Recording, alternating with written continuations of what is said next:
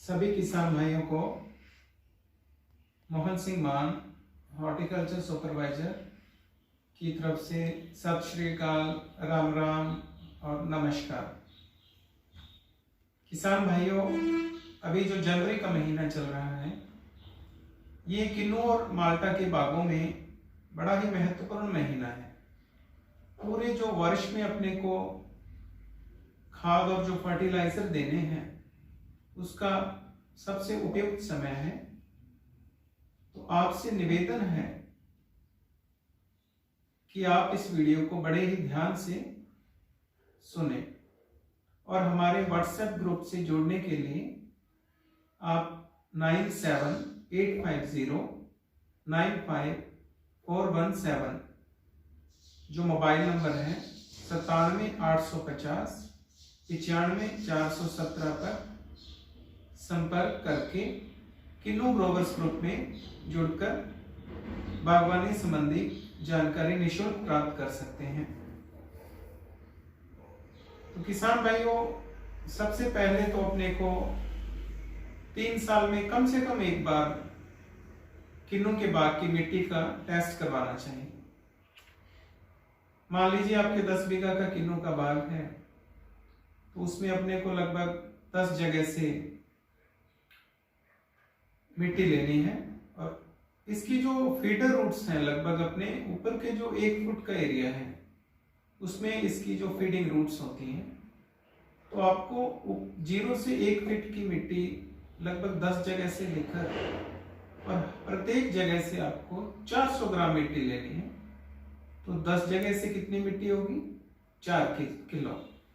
तो 4 किलो मिट्टी को बढ़िया मिक्स करके आपने उसमें से 400 ग्राम मिट्टी लेकर पॉलीथीन बैग में डालकर उसमें किसान का नाम लिखकर, चक का नाम, गांव का नाम लिखकर आपने citrus estate Abohar, citrus estate बादल, कृषि विज्ञान केंद्र संगरिया, राजकीय मिट्टी परीक्षण प्रयोगशाला हनुमानगढ़, मिट्टी परीक्षण प्रयोगशाला श्री गंगानगर में आपने मिट्टी टेस्ट करवाकर फिर आपको उर्वरक और खाद आपको अपने बाग में डालनी चाहिए। परंतु कुछ किसान भाई समय की कमी या कोई अन्य कारणों से मिट्टी परीक्षण नहीं करवा पाते, तो पंजाब कृषि विश्वविद्यालय लुधियाना की सिफारिशों के आधार पर जो सारणी बनी है, आज हम आपसे वो शेयर करेंगे। मान लीजिए आपका बाग 1 वर्ष पुराना है, तो जो गोबर की खाद आपने बाग में डालनी है, तो सबसे पहली बात तो ये है कि गोबर की खाद अच्छी तरह से सड़ी गली खाद होनी चाहिए। कभी भी कच्चा गोबर आपको खेत में नहीं डालना है।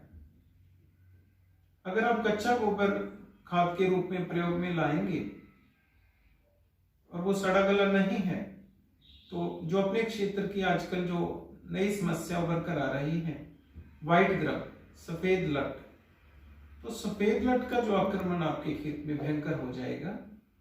तो आप गोबर की खाद अच्छी तरह से सड़ी गली खाद को ही उपयोग में लें। अब कितनी मात्रा पौधे में डालनी है, किसान भाइयों का ये प्रश्न होता है, क्वेरी होती है। तो 1 वर्ष पुराना आपका जो बाग है, उसमें आपको 10 किलो गोबर की खाद, 2 वर्ष पुराने बाग में 20 किलो, 3 वर्ष पुराने बाग में 30 किलो, 4 वर्ष जो पुराना आपका बाग है उसमें 40 किलो, 5 वर्ष पुराना जो बाग है उसमें 50 किलो, 6 वर्ष पुराना जो बाग है उसमें 60 किलो, 7 वर्ष पुराने बाग में 70 किलो, 8 वर्ष पुराने बाग में 80 किलो, 9 वर्ष पुराने बाग में 90 किलो। अब 10 वर्ष या 10 वर्ष से ज्यादा जो पुराना बाग है, तो अधिकतम अपने को 1 क्विंटल गोबर की खाद उसमें प्रति वर्ष डालनी है। इससे ज्यादा की आवश्यकता नहीं है। ये तो रही किसान भाइयों गोबर की खाद की बात। और कब डालनी है? जनवरी के तीसरे या चौथे हफ्ते में अपने को गोबर की खाद डालनी है। फिर है फास्फोरस जो अपने को देना है। तो फास्फोरस के जो विकल्प है अपने पास एनपीके, डीएपी और सिंगल सुपर फॉस्फेट। इनमें सबसे बढ़िया आपके लिए है कि आप किन्नू के बाग में सिंगल सुपर फॉस्फेट, जिसको अपने सुपर भी कह देते हैं, सुपर फॉस्फेट का उपयोग करें।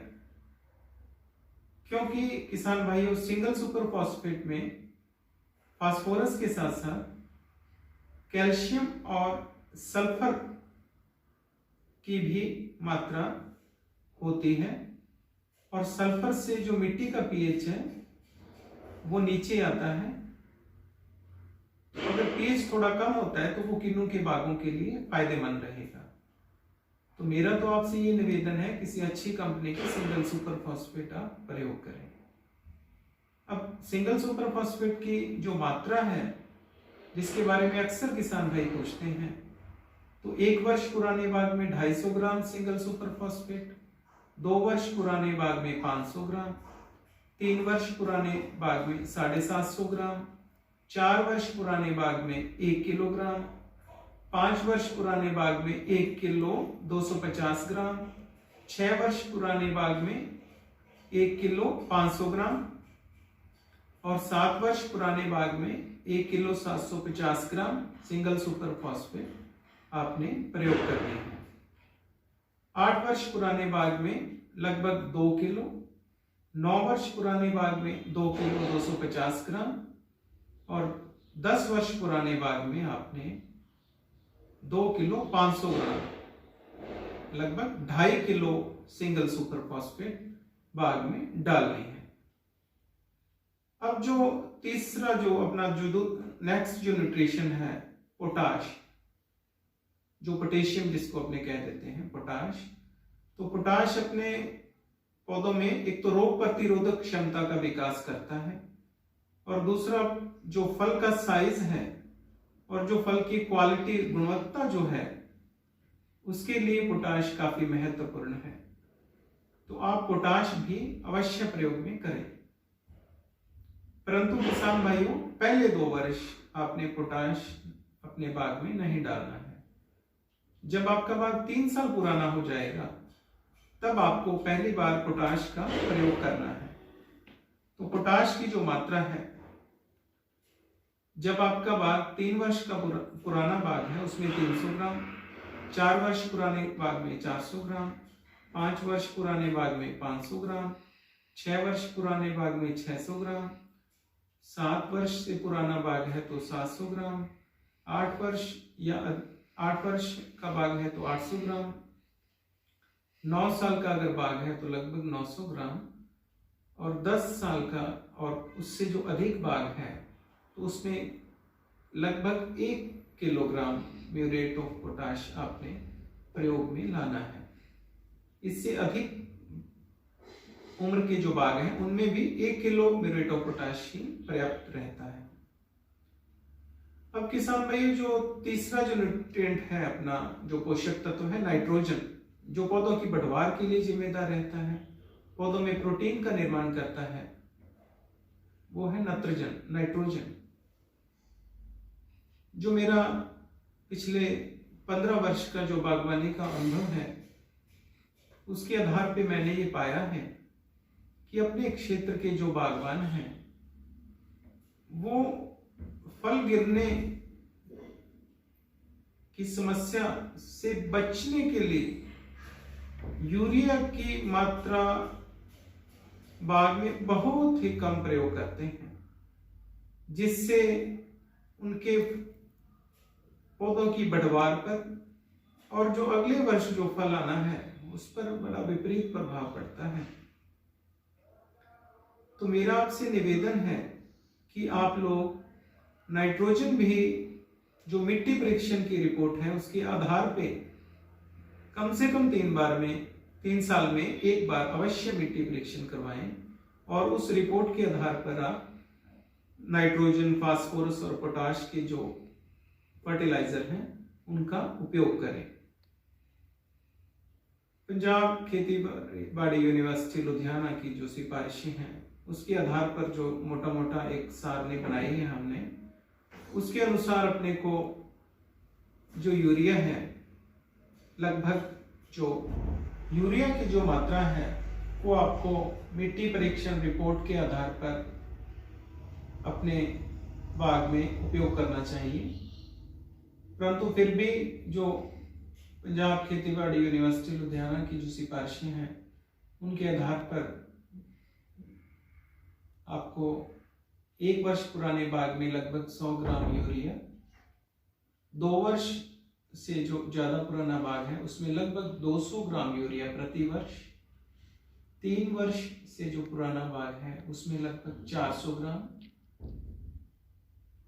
4 वर्ष से अगर आपका बाग पुराना है तो उसमें लगभग 600 ग्राम, 5 वर्ष से जो आपका पुराना बाग है उसमें लगभग 800 ग्राम यूरिया आपको उपयोग में लेना है प्रति पौधा के हिसाब से। 6 वर्ष से जो पुराना बाग है उसमें लगभग आपको 1 किलोग्राम नाइट्रोजन का उपयोग करना है। 7 वर्ष जो पुराना बाग है उसमें लगभग 1 किलो 200 ग्राम। 8 वर्ष से जो पुराना बाग है उसमें लगभग 1 किलोग्राम 400 ग्राम, 1 किलो 400 ग्राम, लगभग 1400 ग्राम आपने यूरिया का उपयोग प्रति पौधा करना है। आपका बाग अगर 9 वर्ष का है तो उसमें लगभग 1 किलोग्राम 600 ग्राम, 1 किलोग्राम 600 ग्राम यूरिया। 10 वर्ष या इससे अधिक उम्र के बागों में लगभग 1 किलोग्राम और 800 ग्राम, 1 किलो 800 ग्राम यूरिया आपने प्रयोग में लाना है।